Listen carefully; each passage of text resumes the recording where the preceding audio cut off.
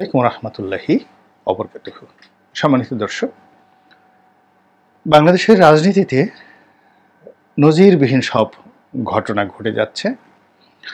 আর বাংলাদেশের যে আকাশ এবং বাতাস, এখানেও নজিরবিহীন গন্ধ ছড়িয়ে পড়েছে। কেউ বলছে বাতাসে লাশের গন্ধ, কেউ বলছে রক্তের যে গন্ধ মাটিতে যে ছড়িয়ে পড়েছে এটি বাতাসকে বিষাক্ত করে ফেলেছে। অর্থাৎ যারা মারা গিয়েছেন তাদের লাশ, এই লাশের গন্ধ, আর যারা আহত হয়েছেন, যাদের রক্ত ঝরেছে, সেই রক্ত যে জমিনে পড়েছে এবং সেই রক্ত অন্য যেই জায়গাগুলোতে পড়েছে। এবং আপনারা জানেন যে রক্ত যখন শুকিয়ে যায়, পচে যায়, এটা বিকট দুর্গন্ধ সৃষ্টি করে। তো এই জন্য একটা বিখ্যাত কবিতা আছে, বাতাসে লাশের গন্ধ। এই কথাগুলো ইদানিংকালে আলোচনা হচ্ছে। এরপর হলো যে আমাদের সমাজ সংসারে সবসময়টাতে হাসি এবং কান্না এটা যুগপৎভাবে চলতে থাকে। কেউ হাসে, কেউ কাঁদে, এবং এটাই পৃথিবীর একটা চিরাচরিত যে balance of society, balance of the state এবং balance of human art and culture. এক পক্ষ কাঁদবে আর এক পক্ষ হাসবে।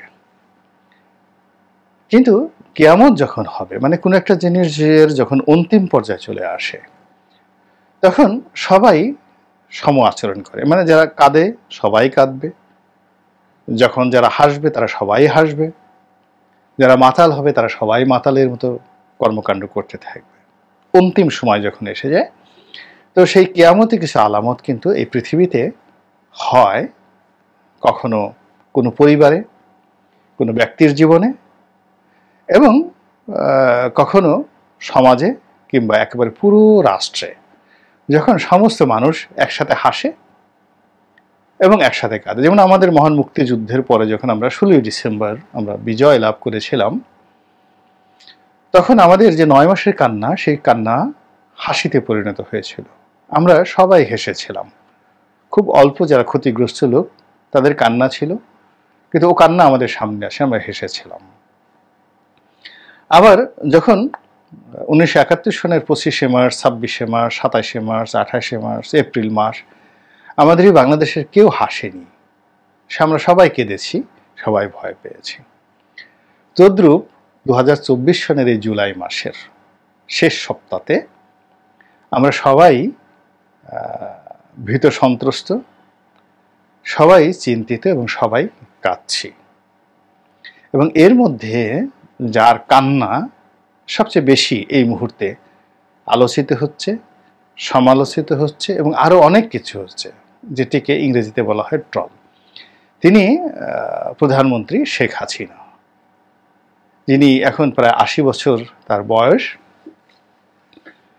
তো তিনি কাঁদছেন, গত কয়েকদিন ধরে অনবরত কাঁদছেন। তিনি প্রথম কাঁদলেন সেই মেট্রো রেলের যে ধ্বংসলীলা, সেটি তিনি দেখতে গিয়েছিলেন। ও দৃশ্য দেখে তিনি আবেগ রাখতে পারলেন না, তিনি কাঁদলেন এবং অনেক কথা বললেন। তার যারা বিরোধী পক্ষ তারা ট্রল করলো যে এটা কি ধরনের কথা। তিনি সেই সহায় সম্পত্তি, তাও রাষ্ট্রের, এটি গেছে, এটি দেখে তিনি কাঁদছেন। এত মানুষগুলোর যে প্রাণ গেল, এটা নিয়ে তো তিনি কাঁদলেন না, ভালো কথা। এরপর তিনি বাংলাদেশ টেলিভিশনের যে ভবন, ক্ষতিগ্রস্ত ভবন, এটি দেখতে গেলেন, সেখানে তিনি আর এক দফা কাঁদলেন। তখনও লোকজন ট্রল করলো, তার এই কান্নায় কারোর প্রতি সহানুভূতি আসলো না। এরপর তিনি যে কোনো কারণে হোক ঢাকা মেডিকেলে এই আহত রোগীদের দেখতে গেলেন এবং সেই দেখার পরে তিনি কাঁদলেন। তখন সবাই বলার চেষ্টা করলো যে এই কান্না আর আগের কান্না এক নয়, এ হিউজ ডিফারেন্স। আগের যে কান্না তিনি কেঁদেছিলেন ওটা আবেগ আপ্লুত হয়ে, বা এই কান্নার অন্য ভাষা ছিল, কিন্তু ঢাকা মেডিকেলে যারা আহত তাদেরকে দেখে তিনি যে কেঁদেছেন, আগের কান্নাগুলোর সাথে মিল নেই। এক, 2 নম্বর হলো যে তিনি কেঁদেছেন বটে, কিন্তু যে কথাগুলো বলেছেন সেগুলো নিয়ে আবার ট্রল হচ্ছে। তিনি বলেছেন যে আমি কোনো মায়ের বুক খালি করতে চাই না, বা মায়ের বুক খালি হোক আমি এটি কখনো আশা করি না। এই কথাগুলো নিয়ে কিন্তু ভীষণ রকম সমালোচনা হচ্ছে।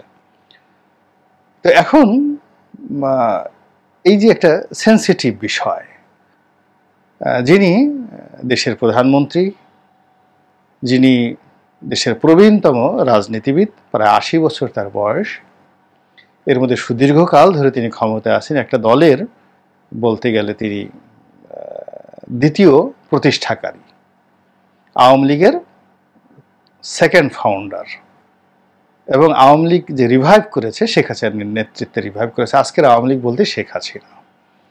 এবং তিনি সেই 1981 সন থেকে আজ পর্যন্ত তার জীবন, যৌবন, পরিবার সবকিছুই রাজনীতির জন্য দিয়েছেন, ভালো হোক মন্দ হোক, কিন্তু তিনি দিয়েছেন, এতে কোনো সন্দেহ নেই।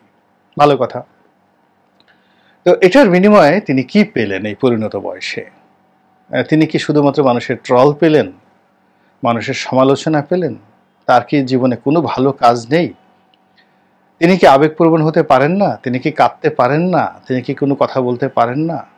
তো এই বিষয়গুলো নিয়ে খুব তাত্ত্বিক আলোচনা হতে পারে, যেগুলো হয়তো আপনারা শুনতে চাইবেন না। আমি শুধুমাত্র তার যে তিনি কান্না, সেই কান্নার যে বিষয়গুলো যেগুলো আপনাদের ভালো লাগবে শুনলে, সেই জিনিসগুলো আমি খুব সংক্ষেপে বলার চেষ্টা করব। প্রথমত, একটা বয়স আছে, ওল্ড এজ সিনড্রোম। মানুষ বয়স হয়ে গেলে সে কাঁদে, অকারণে কাঁদে। কাঁদতে তার খুব ভালো লাগে। সে একা একা কাঁদে, লোকজনের সামনে কাঁদে, এবং এটা কোনো রিজন নেই, শুধুই সে কাঁদে। এখন এটি সাধারণ মানুষের মধ্যে কম হয়, মানে গরিব, লেদু গেদু ধলা, সকিনা মকিনা ফকিনা, বুয়া মুয়া শুয়া, এই যারা সারা জীবন পরিশ্রম করেছেন, তাদের 100 বছর বয়স হলেও তারা শত অভাবের মধ্যে কাঁদেন না। প্রকৃতি এখানে নিদারুণ একটা খেলা খেলে। আপনি দেখবেন যে বিভূতিভূষণের যে সেই বিখ্যাত পথের পাঁচালী, সেই পথের পাঁচালীর যে অপুর যে আত্মীয়া, সেই বৃদ্ধা মহিলা, একেবারে গুড়ি গুড়ি গুড়ি করে করে সে ঝগড়া করছে, মারামারি করছে, কিন্তু সে কিন্তু কাঁদছে না। সে অভিশাপ দিচ্ছে, সে অপুর মায়ের সঙ্গে সে ঝগড়া করছে, মাঝে মধ্যে সে চুরিও করছে, হ্যাঁ, এটা ওটা চুরি করছে, কিন্তু সে কাঁদছে না। এটা মানে প্রকৃতি একটা লীলা খেলা, যে গরিব মানুষ, অভাবী মানুষ একেবারে মৃত্যুর পূর্বক্ষণ পর্যন্ত সে কখনো আবেগপ্রবণ হয় না। তার জীবন যুদ্ধের বিষয়গুলো নিয়ে সে ব্যস্ত থাকে। সে টুকটাক চুরি করে, ঝগড়াঝাটি করে, এবং বুড়া হওয়ার পরে সে পাল্লা দিয়ে ঝগড়াঝাটি করে। এটা হলো এক শ্রেণীর লোকজন রয়েছে, যারা খুব পেশাদার, অলি আল্লাহ, গাউস কুতুব, উকিল, বুদ্ধিজীবী। তাদের বয়স যত বাড়ে ততই তাদের উজ্জ্বলতা বাড়তে থাকে, শ্রেষ্ঠত্ব বাড়তে থাকে, সৌন্দর্য বাড়তে থাকে। যেমন ধরুন বার্ট্রান্ড রাসেল, তার যৌবনকালের একটা ছবি দেখেন, আপনার ভালো লাগবে না, কিন্তু একেবারে তার যে বৃদ্ধ বয়সের একটা ছবি দেখেন, মনে হবে পা ধরে একটু সালাম করি। আপনি যদি চেঙ্গিস খানের একটা ছবি দেখেন, দেখেন পরিণত বয়সের ছবি। আকবরের যৌবনকালের একটা ছবি দেখেন, ভালো লাগবে না, পরিণত বয়সের ছবি। আওরঙ্গজেব 80 বছর বয়সের ছবি, নাও ইটস এ পোর্ট্রেট। মানে যারা সত্যিকার অর্থে জীবনে শুভ কর্ম করেছেন, তারা বার্ধক্যে কাঁদেন না, বরং তাদের বার্ধক্য তাদের কাছে এতটা সম্মান, এতটা মর্যাদার, এবং এতটা কমনীয়, এতটা মোহনীয়, যে তাদেরকে দেখলে মানুষের অন্তর মানে ভরে যায়। যেমন আপনার যে নোবেল জয়ী আমাদের এখন সেই যে ভদ্র মহিলা, আমার নামটা মনে আসতেছে না, আমাদের ভারতবর্ষে চলে এসেছিলেন এক মহিলা, যিনি নোবেল পেয়েছিলেন, মাদার তেরেসা। তো দেখেন সেই মাদার তেরেসার যে একেবারে শেষ বয়সের ছবি, যৌবনের কোনো ছবি আকর্ষণীয় নয়। রবীন্দ্রনাথের যৌবনের কোনো ছবি আপনার কাছে ভালো লাগবে না, তার একেবারে বার্ধক্যের ছবি আপনার কাছে ভালো লাগবে। পাবলো পিকাসোর যৌবনের ছবি আপনার কাছে ভালো লাগবে না। লিওনার্দো দা ভিঞ্চির যৌবনের ছবি আপনার ভালো লাগবে না, বার্ধক্যের ছবি। তো এইরকম সারা জীবন যারা একেবারে একটা সলিড কাজকর্ম করেন। আপনি অনেক বড় বড় পীর মাশায়েখ যাদের ছবি আমরা এখন ইদানিংভাবে দেখি, আপনি ধরেন মাওলানা শামসুল হুদা পাঁচবাগী, বাংলাদেশ হাফেজজি হুজুর, তারপরে এরকম অনেক খতিব ছিলেন, বায়তুল মোকাররমের খতিব যিনি ছিলেন তার ছবি দেখেন। তো বায়তুল মোকাররমের খতিব বলতে ওনাকেই বোঝানো হয়, আমার এই মুহূর্তে তার নামটা মনে আসছে না। তো যাই হোক, ওবায়দুল হক, খতিব ওবায়দুল হক, মানে তার এই বার্ধক্যের ছবি আকর্ষণীয়। মাওলানা মহিউদ্দিন খান, বার্ধক্যের ছবি আকর্ষণীয়। তারপরে মাওলানা আব্দুল হামিদ খান ভাসানী, বার্ধক্যের ছবি তার আকর্ষণীয়। এমনকি বঙ্গবন্ধু শেখ মুজিবুর রহমান, তার বার্ধক্যের ছবি আকর্ষণীয়। তো যাই হোক, তো এরকম কিছু লোক আছে যাদের বার্ধক্য যাদেরকে মহিমান্বিত করে।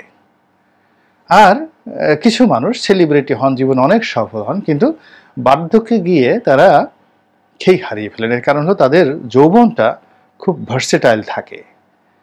একদিকে নেম, আর একদিকে ফেম, একদিকে কর্ম, আর একদিকে অপকর্ম, একদিকে দুঃখ, আর একদিকে সুখ, সব মিলিয়ে একটা যাকে বলে একটা কমপ্লেক্স জীবন যারা যাপন করেন, এইরকম লোক বুড়ো হয়ে গেলে তাদের মধ্যে এই কান্নার রোগ পেয়ে বসে। কে কে? যেমন দিলীপ কুমার। দিলীপ কুমারের শেষের দিকে উনি কোনো মঞ্চে উঠলেই কেঁদে দিতেন। তারপরে তার চেয়েও বিশ্বে চলচ্চিত্রে যাকে বলা হয় মহাকালের মহানায়ক, তার মতো কেউ হবে না, চার্লি চ্যাপলিন। তো চার্লি চ্যাপলিনও তার সেই শেষ বয়সে তিনি অনবরত কাঁদতেন। কোন একটা মঞ্চে উঠতেন, হাসছেন, হাসতে হাসতে কেঁদে দিলেন। এখন মাননীয় প্রধানমন্ত্রী জননেত্রী শেখ হাসিনা, তিনি কাঁদছেন। তো তার এই কান্না কেন? তিনি কি বার্ধক্যজনিত কোনো কারণে কাঁদছেন, নাকি আবেগ আপ্লুত হয়ে তিনি কাঁদছেন, অন্তর থেকে তিনি কান্না করছেন? তার এই কান্নার মূল্য কতজনের কাছে আছে? এই কান্নার ঐতিহাসিক মূল্য কতটুকু? এই কান্নার আবেদন কতটুকু, নিবেদন কতটুকু? এই কান্নার ক্রিয়া কতটুকু, প্রতিক্রিয়া কতটুকু? এই কান্না নিয়ে আপনি কতটা সহানুভূতিশীল, কতটা অনুভূতিশীল, কতটা প্রতিক্রিয়াশীল? এই কান্না আপনাকে কি মেসেজ দিচ্ছে? এই কান্না দেখে আপনি নিজে নিজে কি চিন্তা করছেন? এটার উপরই প্রধানমন্ত্রীর সারা জীবনের যে কর্ম, সেই কর্মের প্রতিফল এবং সফলতা বা ব্যর্থতা এটি নির্ভর করছে। তো সবচেয়ে বড় কথা হলো তিনি কাঁদছেন, এবং এই কান্না করতে তাকে কেউ বাধ্য করার মতো বাংলাদেশে কেউ নেই, তাকে শিখিয়ে দেওয়ার মতো কেউ নেই। তিনি তার মতো করে কাঁদছেন, তার মতো করে যাচ্ছেন, তার মতো করে হাঁটছেন, তার মতো করে কথা বলছেন। তিনি এখন ক্ষমতার একেবারে সর্বোচ্চ পর্যায়ে তিনি রয়েছেন।